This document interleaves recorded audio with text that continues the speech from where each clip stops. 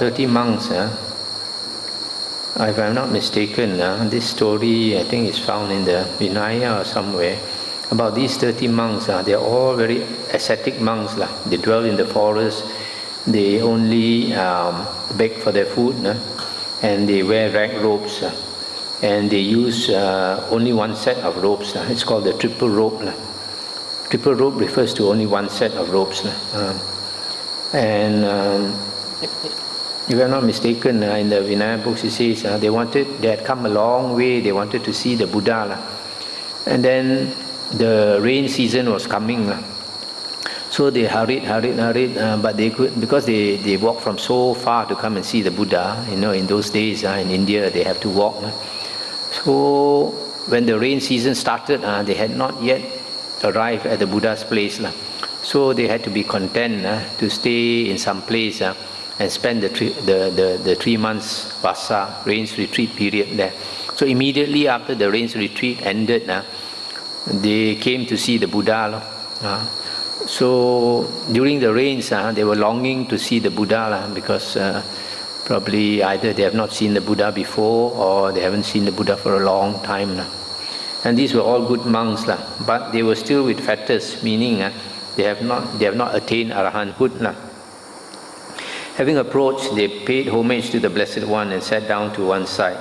Then it occurred to the Blessed One, these 30 monks from Pava are all forest dwellers, alms food eaters, rag robe wearers, triple robe users, yet all are still with fetters.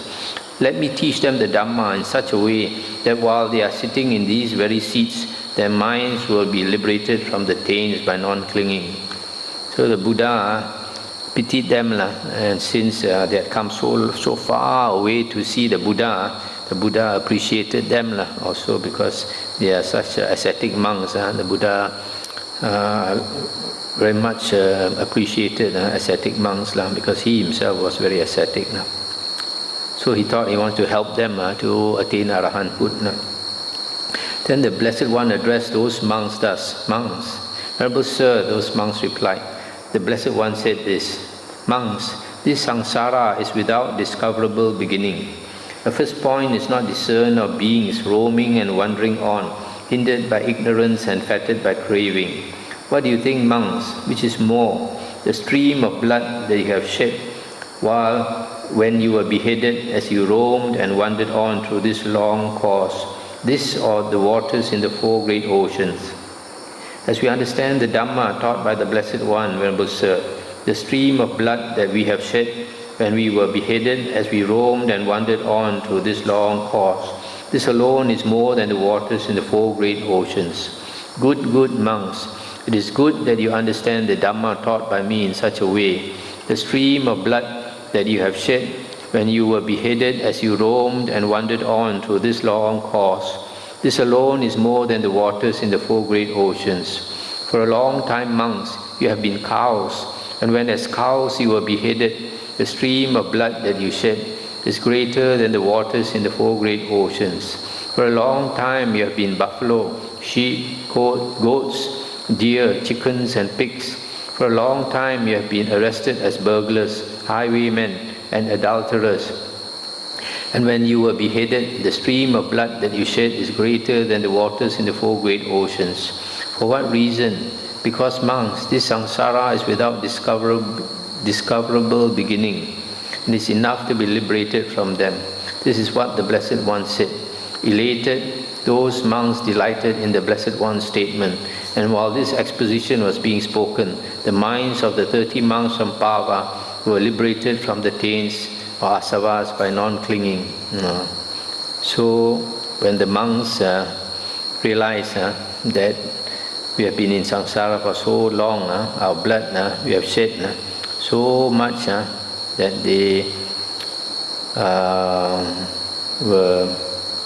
experienced revulsion, dispassion, and they just let go of their clinging and became arahants. 15.14 until 19, the Buddha said, Savati, monks, this samsara is without discoverable beginning. It's not easy, monks, to find a being who in this long course has not previously been your mother, or your father, or your brother, your sister, your son, your daughter. For what reason? Because, monks, this samsara is without discoverable beginning. It's enough to be liberated from them.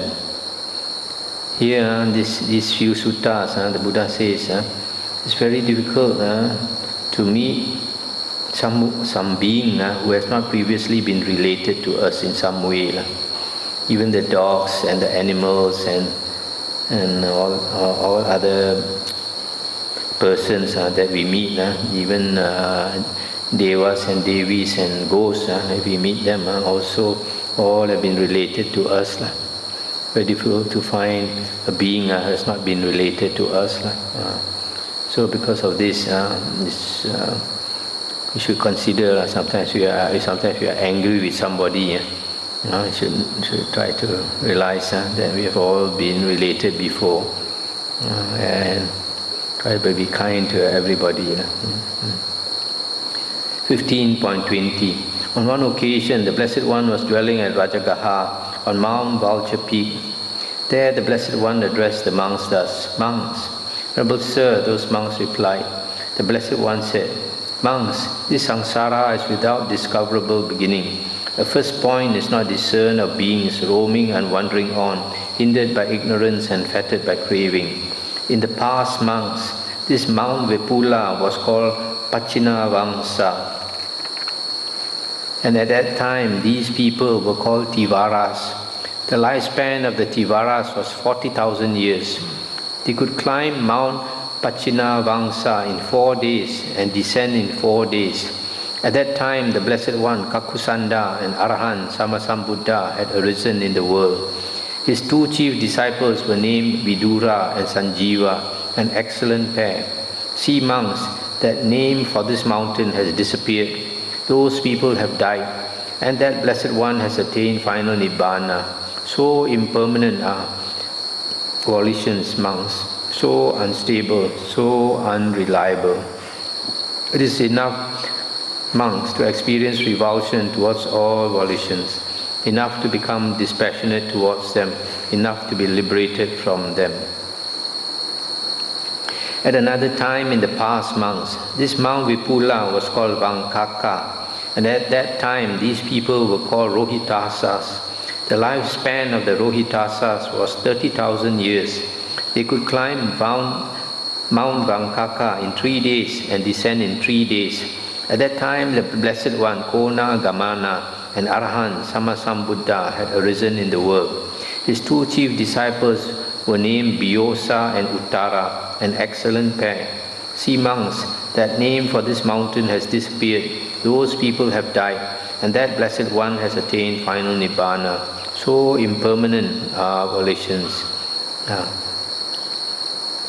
so unstable, so unreliable, etc. It is enough to experience revulsion, experience dispassion towards them, enough to be liberated from them. At still another time in the past, monks, this Mount Vipula was called Supasa. At that time, these people were called Supiyas. The lifespan of the Supiyas was 20,000 years. They could climb Mount Supasa in 2 days and descend in 2 days. At that time, the Blessed One, Kassapa, Arahant Sammasambuddha, had arisen in the world. His 2 chief disciples were named Tissa and Bharadvaja, an excellent pair. See, monks, that name for this mountain has disappeared. These people have died, and that Blessed One has attained final Nibbana. So impermanent are volitions, so unstable, so unreliable, etc. It is enough to be liberated from them. At present, monks, this Mount Vipula is called Vipula, and at present these people are called Magadhans. The lifespan of the Magadhans is short, limited, fleeting. One who lives long lives 100 years or a little more.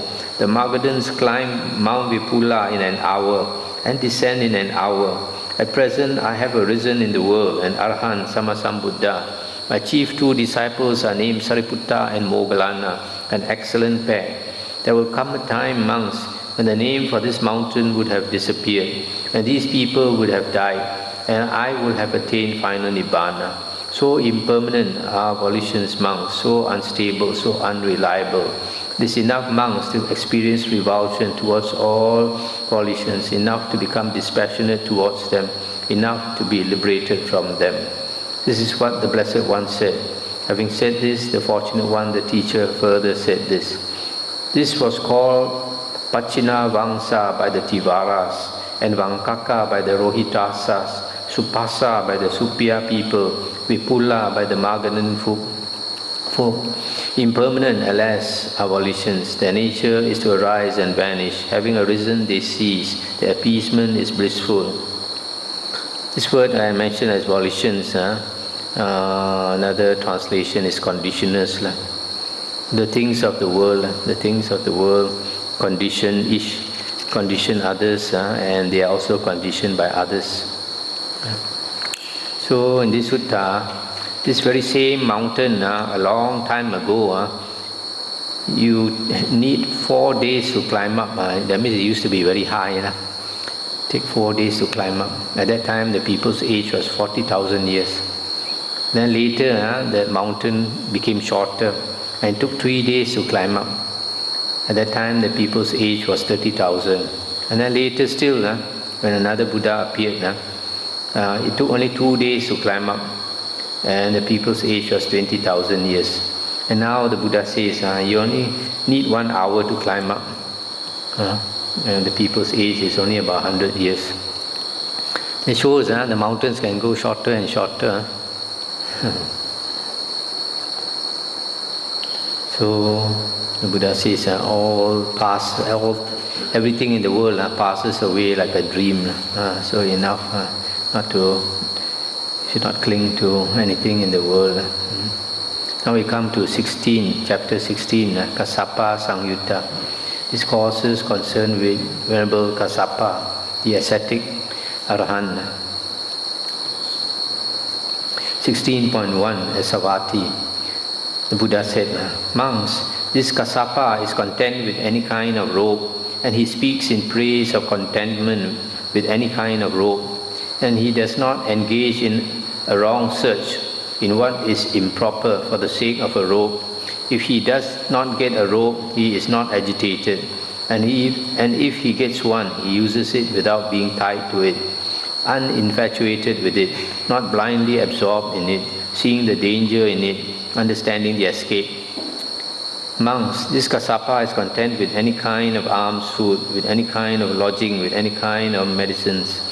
If he gets them, he uses them without being tied to them, uninfatuated with them, not blindly absorbed in them, seeing the danger in them, understanding the escape. Stop here for a moment. Here the Buddha is talking about the 4 requisites. The 4 essentials of a monk is the robe, food, lodging, and medicines. So the Buddha says, Kassapa, if he gets them, okay. If he doesn't get them, also okay. Therefore, monks, you should train yourselves thus. We will be content with any kind of robe, and we will speak in praise of contentment with any kind of robe, and we will not engage in a wrong search in what is improper for the sake of a robe. If we do not get a robe, we will not be agitated, and if we get one, we will use it without being tied to it, uninfatuated with it, not blindly absorbed in it, seeing the danger in it, understanding the escape. Similarly, we will be content with any kind of alms, food, lodging, medicines, etc. Monks, I will exhort you by the example of Kassapa, or one who is similar to Kassapa. Being exhorted, you should practice accordingly. It's the end of the sutta. So here, the Buddha has a lot of respect for Kassapa and holds him as a standard, the model for other monks, and asking other monks to follow him, to practice contentment like him. 16.2. On one occasion, the Venerable Kassapa and the Venerable Sariputta were dwelling at Varanasi in the deer park at Isipatana. Then in the evening, the Venerable Sariputta emerged from seclusion and approached the Venerable Kassapa. He exchanged greetings with the Venerable Kassapa, and when